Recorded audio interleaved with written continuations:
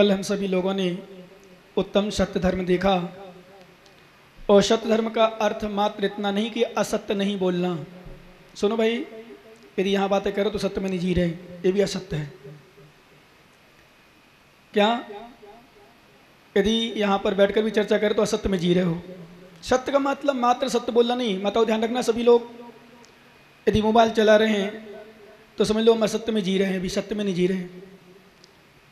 ध्यान देना, सत्य बोलना ही सत्य नहीं है, सत्य पर चलना वास्तव में सत्य है। और सत्य जीवन में कैसे आए, कैसा हमें करना चाहिए? और भाई हम कैसा कैसा झूठ बोल देते हैं कई बार। ये छोटी छोटी बच्चियां हैं, कितने साल की बच्चियां? 5.5 साल की हो गई। इनकी टिकट लेते हो क्या? जाते हो जब रेलवे में? नहीं लेते, कभी गए ही नहीं। अच्छा, ट्रेन में नहीं गए कभी? 3 साल के बाद लिया जाता है आधा टिकट। क्यों छोटो? सही उम्र बताओ। यदि 3 साल का हो गया है तो 3 साल के बाद आधी टिकट है। यदि आपने टिकट बचा ली तो संवेद शिखर जैसी यात्रा कर रहे हो, संवेद शिखर की तीर्थ यात्रा, तो आप चोरी कर रहे हो सरकार के साथ, झूठ बोल रहे हो अपनी आत्मा के साथ। करते नहीं हो क्या आप लोग? अर्चन जी, कई बार तो बड़ा बच्चा हो ना, मैंने देखा कई लोगों को, मान लो 10-12 साल का भी हो जाए, थोड़ा पतला दुबला पतला हो, ईशान जैसे ज्ञानी, तो उसकी मम्मी वो उसको गोद में छुपा ली तो चादर उठा देती है, बेटा सो जा। तीस आता है, बोले कौन है? बोले बच्चा सो रहा है, नींद खुल जाएगी, छोटा बच्चा है। क्या होता है, कई बार बचा लेते हैं। लेकिन ऐसा भी सेठ था जिसकी चर्चा चल रही थी रास्ते में, चर्चा चलते चलते चलते पत्नी से पूछ लिया। पत्नी से क्या चर्चा आ गई, आज अपना बेटा 3 साल 5-7 दिन का हो गया। कितने दिन का? 3 साल 5-7 दिन का हो गया। बोले अच्छा तूने बताया क्यों नहीं? मैंने आधी टिकट नहीं ली। बोले अच्छा, सुनना मत, सुनो ध्यान से सुनो प्लीज, बातें नहीं करना कोई, बिल्कुल ध्यान सुनना है कि वास्तव में कैसे कैसे झूठ बोल लेते हैं, कैसे कैसे क्रियाएं कहाँ कर लेते हैं। हम तो यहाँ मंदिरों में, धर्म में, सब में बोल लेते झूठ। कई बार बोले तो नहीं बोले, नहीं बोलो, नहीं बोलते ना आप लोग? बोलो ना ज्ञानी हो, नहीं बोलते। अरे ज्ञान तुम लोग तो मना करो ही नहीं, झूठ बोल लेते वास्तव में। झूठ मतलब अब बताएंगे, अभी हम चर्चा करेंगे असंयम धर्म में या वैसे। और सत्य धर्म का भी चर्चा बहुत कुछ होना है, बहुत कुछ बचा भी है। और बचा तो इतना है, 3 दिन भी चलाएं, 4 दिन तो कम है, परंतु मजबूरी है कि आज संयम धर्म है तो संयम धर्म की चर्चा करना है। पर संयम धर्म श्रेष्ठ तभी है जब सत्य धर्म आ जाता है। सत्य के बिना संयम भी व्यर्थ है, और सत्य नहीं वहां संयम है ही नहीं। जहां सत्य नहीं वहां संयम है ही नहीं, जहां सत्य नहीं वहां त्याग है ही नहीं, जहां सत्य नहीं वहां आकिंचन है ही नहीं, जहां सत्य नहीं वहां ब्रह्मचर्य है ही नहीं।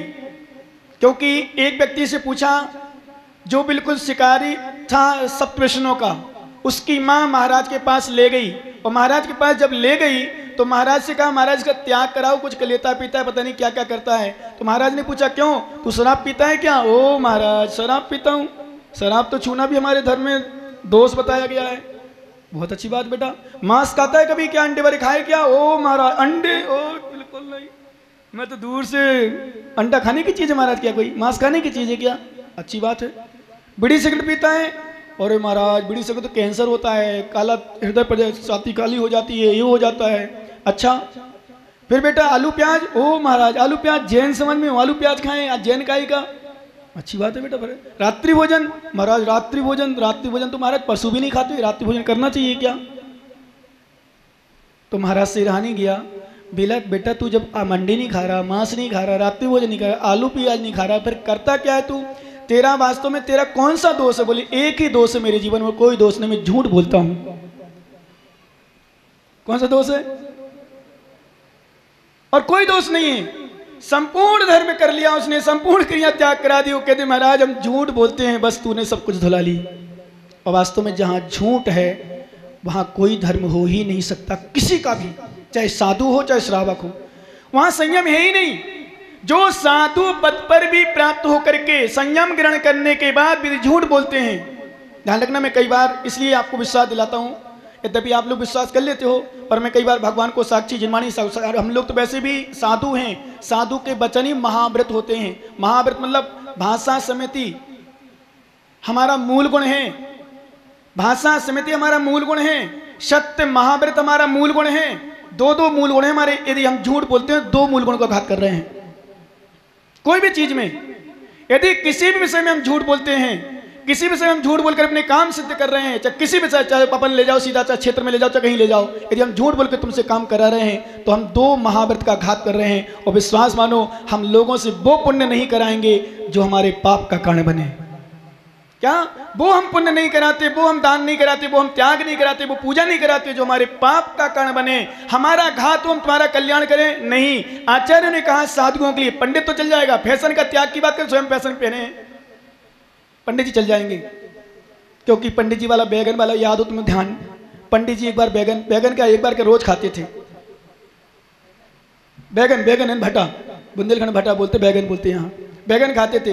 एक बार प्रवचन में कह दिया, ओ बैगन नहीं खाना चाहिए, बैगन तो ऐसा होता है, वैसा होता है, बिल्कुल जीव अभक्ष होता है, जीव सब बहुत सारे होते हैं, आदि आदि। उसने पंडित जी ने प्रवचन दिए, पंडितानी प्रवचन सुनने उस दिन आ गई धोखे से।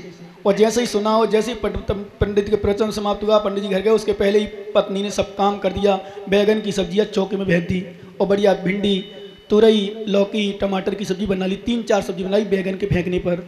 और जैसे ही पंडित साहब भोजन करने बैठे, ये सच घटना है। पंडित जी ने कहा, पंडितानी सब्जी कहाँ गई? बोले पंडित साहब इतनी 3-3 सब्जी। अरे वो नहीं पागल, मैं कह रहा हूँ बैगन की सब्जी कहाँ गई? बोले पंडित साहब आज तो आपने प्रवचन में कहा था कि बैगन की सब्जी नहीं खाना चाहिए। पागल, मैंने लोगों से कहा था, मैंने थोड़ी कहा तुम्हें नहीं खाना चाहिए। किससे कहा था? प्रवचन में कहा था कि ऐसा नहीं करना चाहिए, ऐसा नहीं करना चाहिए, उससे हम बैगन की सब्जी खा रहा। ये पंडित नहीं ऐसा तुम इसको पकड़ लो, बेचारा सीधा साधा है। ए पर उपदेश कुशल बहु तेरे, जे नर आचरई ते नर न घनेरे। पर उपदेश बहुत होते लोगों के, पर विश्वास मानो ज्ञानी जीवन में नहीं उतर पाता है। इसलिए आगम लिखा है, वक्ता वही श्रेष्ठ होता है। सुनो ध्यान से, वक्ता वही श्रेष्ठ होता है जो जीवन में उतार के बोलता है। सत्य उसी का लागू होता है जो जीवन में बोल करके बोलता है। विश्वास करो ज्ञानी, सत्य धर्म उसके जीवन में कभी किंचित भी नहीं आ सकता जिसके जीवन में ना हो। कितना बोलता रहे, खुद भी बोले। इसलिए सत्य धर्म बहुत जरूरी है। और सत्य धर्म के बिना, ध्यान रखना, वो पंडित जी जा रहे थे तो रास्ते में बीच में ट्रेन जब रुकी, स्टेशन पर गए, टिकट मास्टर से कहा, सर आधी टिकट दो। तो उसने ऊपर से नीचे तक देखा, बोले इतना बड़ा आदमी होकर आधी टिकट मांग रहा है। और 2 जने खड़े थे, मियाँ भी, मतलब पति पत्नी दोनों खड़े, पंडितानी भी साथ में थी। बोले 2 हो, आप आधी टिकट मांग रहे हो? बोले साहब मैं अपनी टिकट नहीं मांग रहा हूँ, मेरा बच्चा, मुझे पता नहीं था कि 3 साल से कुछ बड़ा हो गया, उसकी आधी टिकट चाहिए। ये सच घटना है, सुन लो, सीकर वालो, विश्वास मान लो ज्ञानियों। उस समय अंग्रेजों का जमाना था। किसका जमाना था? अंग्रेजों को जमाना था। विश्वास करना ज्ञानियों, अंग्रेजों को जमाने में अंग्रेज कहते हैं, आज भी इस हिंदुस्तान में, इस भारत देश में सत्यवादी लोग विराजमान हैं। ऐसे जैन ही हुआ करते थे विशेष, जो सत्यवादी हुआ करते थे। ध्यान रखना, जहां सत्य होती वहां विजय होती है, जहां सत्य होता है वहां प्रशंसा होती है, सम्मान होता है, अपने आप प्रशंसा होती है। सत्यवादी को प्रशंसा कराना नहीं पड़ती, सत्यवादी की प्रशंसा होती है। वो असत्यवादी कितना भी प्रशंसा चाहे, असत्यवादी कभी प्रशंसा का पात्र नहीं बन सकता। हो भी जाएगी तो पंडित संगीतकार झूठी प्रशंसा कर देंगे, पर विश्वास मानो ज्ञानियों सीकर वालों, विश्रांत सागर संत कभी झूठी प्रशंसा नहीं करेंगे। क्यों? क्योंकि सत्य और प्रशंसा कदाचित हो भी जाए। मैं तो हमेशा सब लोगों से, विशेष अपने श्रावकों से, अपने भक्तों से एक ही बात कहता हूं, अपने त्यागी वृत्तियों को एक ही बात कहता हूं, झूठी प्रशंसा मत कराना। सत्य की प्रशंसा कराई नहीं जाती, सत्य की प्रशंसा होती है। क्या सत्य के ये लोग आते हैं, मैं कई बार कहता हूं, मैं नाम लेता हूं इसलिए नहीं आते, ये आते हैं इसलिए मैं नाम लेता हूं। दोनों में अंतर है कि नहीं? नहीं तो कोई सोचे सम्मान के लिए आते हैं। बताओ, अभी 2-3 बार आ गया चला गया, किराया खर्चा भी तो लगता होगा, निवाई से यहाँ तक आना कितना लगता हो? कम से कम 200-500 रुपये तो जाने आने का ज़्यादा लग जाए तो पता नहीं, पर क्यों आ रहे? गुरु भक्ति है, श्रद्धा है। ध्यान रखना, जो दिखावा होता है वो असत्य होता है, जो सत्य होता है दिखता जरूर है पर दिखावा नहीं होता।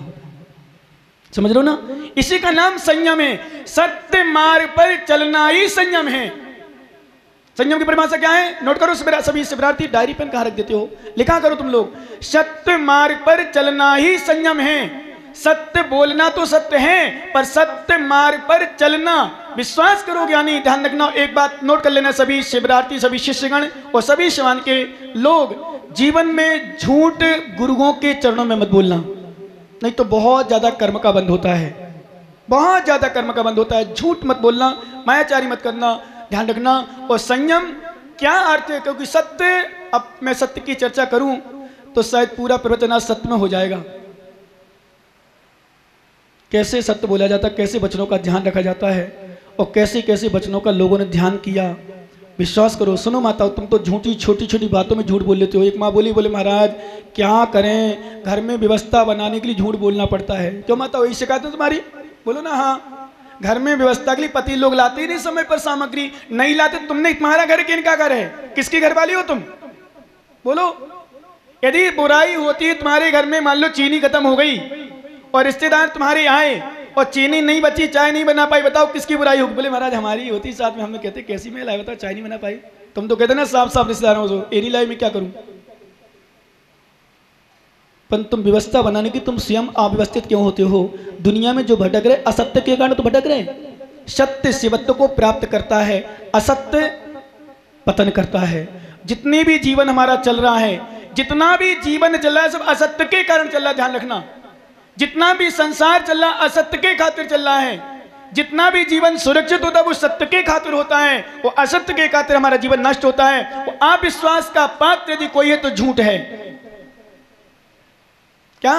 अविश्वास का पात्र यदि कोई है तो असत्य है। विश्वास मानो सत्य, अविश्वास का पात्र नहीं हो तो विश्वास का पात्र होता है। और जब विश्वास का पात्र हो जाता है तो वही प्रशंसा का पात्र होता है। सत्य जीवन प्रशंसा का भी पात्र है, सम्मान का भी पात्र है, पूजा का भी पात्र है। मालूम, एक बात बता दूं, छोटा सा दृष्टांत सत्य पर ले जाऊं क्योंकि मार्मिक है, जीवन में उतारने लायक है। एक बार एक शेर के पंजे में, पंजे मतलब उसके सामने गाय फंस गई। कौन फंस गया बताओ? सुनो, थोड़ी देर ध्यान से सुनना है। पूजा कर लिया, विसर्जन कर लिया, जिनने कर लिया हो तो कल सुने और नहीं किया हो तो जल्दी जल्दी कर लो, है ना? अरे भाई साहब, कुछ महिलाएं ऐसी माता जो आहार देने जाती हैं तो विसर्जन करना पड़ता है। कर लिया ना अपने विसर्जन, सबने कर लिया? बहुत अच्छा, कर भी चुकी, बहुत एक्सपर्ट, मतलब तुम्हें सबको चालाकी सिखा दी। सुनो सुनो सुनो सुनो ज्ञानी, अभी प्रवचन चल रहा है, अभी पूजा नहीं चल रही, अभी बातें नहीं चल रही, अभी तो हमारा विषय चल रहा है। सुनो माताओ, ठीक है कोई बात नहीं, तुम्हारा विषय कर लिया, अच्छी बात है, और करना भी चाहिए, जब जाते हैं वहाँ तो करना भी चाहिए, ठीक है ना? नहीं तो फिर से विसर्जन रह जाएगा, पूजा अधूरी रह जाएगी। कर लेना चाहिए, बिना विसर्जन के नहीं जाना चाहिए पूजा छोड़ के, ये पक्का मान के चलो, सत घटना है, सत विषय है। ठीक, चलो आ जाओ अपने विषय पर माताओ। इसलिए मैं तुम्हें संकेत करना चाहता हूँ क्योंकि तुम क्या क्या करते हो और उस जानवर ने, उस तिरंजनी क्या किया, उस पर मैं विषय बताना चाहता हूँ। एक गाय शेर के पंजे में फंस गई, पंजे मतलब उसके उसमें आ गई। विश्वास करो, मालूम गाय क्या कहती है? वनराज मुझे थोड़ा सा समय दे दो, मेरे घर में छोटा सा मेरा बच्चा कुछ दिन का जन्मा रो रहा होगा मेरे लिए, उसको मरते समय में लास्ट में दूध पिला के आ जाऊं। ध्यान देना भैया सभी, किसे कहते धर्म में? मैं हमेशा एक ही बात कहता हूं भैया, क्रिया का नाम धर्म नहीं है, दान का नाम धर्म नहीं है, संयम ग्रहण करने इसका नाम धर्म नहीं है, उपवास जाग ध्यान उपवास करने वाले उपवास कर लेना इसका नाम धर्म नहीं है। धर्म कहाँ है? अभी सुनो, किसको कहते धर्म है? वो तिरंज जानवर, मूक प्राणी, अपने शब्दों में कह रही शेर से, वनराज यदि आपकी आज्ञा हो तो अंत समय, सुन रहे हो ना सभी माताओं, सभी बहनें सुनेगी, जो बहनें वो सुनेगी, बातें नहीं करे। पीछे वाली बेटा देखो जब से बड़ी तभी से बात करी बेचारी, वो बहनों मुश्किल से आई है, पापा मम्मी उसके लिए आए तो सुन ले बेटा, आई है तो, नहीं तो चली जा मोबाइल लेके बाहर आराम से बात करना। इसलिए बच्ची मेरी क्लास में नहीं आ पाती प्रवचन करने सुनने, नहीं तो 50 हुआ जाए। कार्यक्रम में क्यों आती हूँ? कार्यक्रम में देखती थी, मोबाइल भी चलाती थी, बात भी करती रहती हूँ, मेरे में बिल्कुल अलाउ नहीं है सब। सुनो ध्यान से, जितनी बच्चियां आई हो तुम्हारा पुण्य जागा, तुम्हारी मम्मी की प्रेरणा से तुम आ गई, क्योंकि इतनी स्टैंडर्ड की बच्चियां प्रवचन सुनने आ जाए तो बहुत पुण्य उनका, समझो भाग है। क्योंकि जितनी ज़्यादा सुंदर होता है उतनी ज़्यादा लोग पीछे पड़ते, जब लोग पीछे पड़ते तो उतनी ज़्यादा फिर सेटिंग भी अधिकांशतः हो जाती, फिर मन धर्म में नहीं लगता, फिर कर्म में लगता है। क्योंकि मोबाइल एक ऐसी चीज़ बन गई, ऐसी चीज़ बन गई जो व्यक्ति को पागल बना के बैठी है। अभी मैंने सुना था जयपुर का एक सर्विस करने वाली लड़की, उसके दोस्त ने, उसके फ्रेंड ने बात नहीं की, आत्महत्या करके मर गई, इतना खराब हो गया फोन। सुना था आपने? सुना था भाई साहब? प्रैंक सुना है ना? बॉयफ्रेंड ने बात नहीं की तो मर गई। आत्मघात सर्विस करने वाली, मतलब कितनी पागल, कितनी दीवानापन, कितना पागलपन छाया है, सब पागलपन छाया है, पागलपन, कोई प्यारपन नहीं है, पागलपन है। विश्वास मानो, ये असंयम में जीने वालों की स्थिति है, अपने घर को बर्बाद करने वाले हैं, अपनी आत्मा का घात करने वाले। अभी को समझ में नहीं आता। मैं तो कहता हूं उनको देखा करो जिनको जीवन में कष्ट हो, भागचंद जी उनको देखना। विश्वास मानो, जिनके जीवन में कष्ट हो, दुख हो, विपत्ति हो, परेशान हो, उनको देखना किसका कर्म है। तो मैंने कल बताया था जब मुझे परेशानी हुई मेरे जीवन में, मैंने कल शाम को बताया था, आप लोग सब नहीं होंगे, 5 ऑपरेशन हुए भाई साहब मेरे। कितने हुए राकेश जी? 5-6 ऑपरेशन हुए मेरे शुरू से लेकर अभी तक। मैं जीवन भोगा भुगता हूँ। मैं रोता था हॉस्पिटल पड़ा कि कैसा कर्म आया, धर्म नहीं कर पा रहा हूँ, कैसा अशुभ कर्म का दया है मेरा, कोई नियम से मेरे पाप कर्म। मैं घंटों सच बता रहा हूँ, उसी घर वालों विश्वास हो तो कर लो, नहीं तो विश्वास दिलाने की मुझे आवश्यकता ज्यादा नहीं है। मैं घंटों भगवान के चरणों में रोता था। वो एक ही भगवान से प्रार्थना करता था, भगवान यदि आप में शक्ति हो, आपके क्षेत्र में शक्ति हो तो मुझे वो शक्ति देना, मुनि बन करके फिर से मैं अपनी आत्मा का कल्याण कर सकूं। एक ही मैंने प्रार्थना की। मैंने हॉस्पिटल में पड़ा रहता था, भगवान से प्रार्थना करता, ध्यान करता था, चिंतन किया करता था और रोता था अपने कर्म पर। ऐसे मैंने कौन से पाप किए, में से कौन से कर्म किए कि जो आज मुझे भोगना पड़ रहा है। सच बता रहा हूं, तुम लोग रोया करो, कभी कभी चिंतन किया करो, क्योंकि कर्म हंस हंस के करते हैं पर रो रो के भोगना पड़ता है। सभी लोग सुने, जितने नए लोग आए हो, नई बच्चियां हो, बच्चों विशेष सुनेंगे, कर्म हंस हंस के करते हैं। भैया ध्यान रखना, कोई लोभ में कर लेता है, कोई पाप में करता है, कोई क्रोध में करता है, कोई मान में करता है, कैसे पाप कर लेते हैं। लेकिन जब विपाक आता है क्योंकि इसी में संयम में जीना। आप संयम महावृत्ति तो नहीं बन सकते।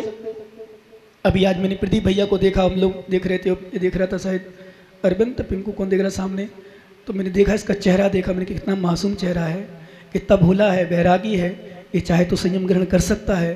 पर मैंने कहा संयम ग्रहण ना भी करे बेटा, कोई बात नहीं, चिंता मत कर, लेकिन संयमों की साधना करता रहे, आराधना करता रहे, भक्ति करता रहे, इसी में तेरा संयम जीवन रहेगा, अपने आप कल्याण हो जाए। लेकिन समय बर्बाद मत करना। समय बर्बाद से बाद में पछताने के अलावा कुछ नहीं होता। हम सोचते बाद में ले लेंगे, बाद में ले लेंगे, बाद में ले लेंगे, बाद फिर बाद ही हो जाता है। बात कुछ नहीं होता, बाद करना है सो जल्दी कर लो। सुकृत तरुण अवस्था में, पैसा पास निरोगी काया, इंद्री ठीक व्यवस्था में। कर ना सकोगे वृद्धापन में, सुन लो ज्ञानियों, कर ना सकोगे वृद्धापन में, बल पौरुष थक जाने से, आग लगी कुटिया में तब क्या होगा कूप खुदाने से। कूप जानते हो? कूप मतलब कुआं। आग लग गई कुआं में, फिर कहो आग लग गई घर में, फिर कहो कुआं खोदें जब तक आग लगाई जाएगी। ऐसे ही करना है। तो अपनी शरीर, जब तक इंद्रियां काम कर रही हैं, शरीर काम कर रहा है, हमारा साथ दे रहा है स्वास्थ्य, हमारा शरीर साथ दे रहा है, उसके पहले संयम ग्रहण करना चाहिए।